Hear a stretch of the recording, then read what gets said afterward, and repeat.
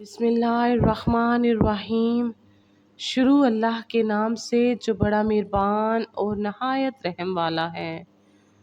السلام علیکم ناظرین، آج کی ویڈیو میں ہم بات کرنے والے ہیں 10 محرم الحرام کی چند اہم خصوصیات کی۔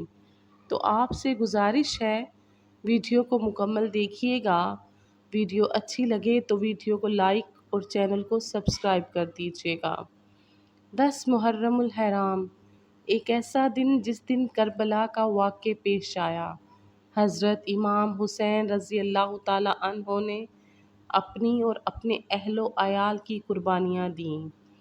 10 محرم الحرام کو حضرت آدم علیہ السلام کی توبہ قبول ہوئی۔ 10 محرم الحرام حضرت ادریس علیہ السلام کو درجات عالیہ نصیب ہوئے۔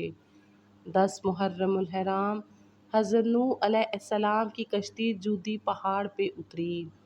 10 محرم الحرام کو حضرت ابراہیم علیہ السلام کو خلیل کا منصب عطا ہوا۔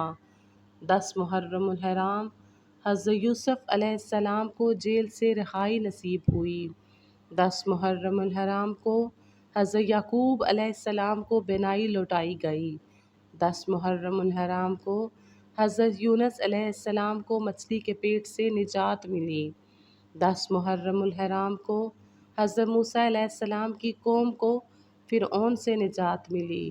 10 محرم الحرام کو حضرت یونس علیہ السلام کی قوم کی توبہ قبول ہوئی۔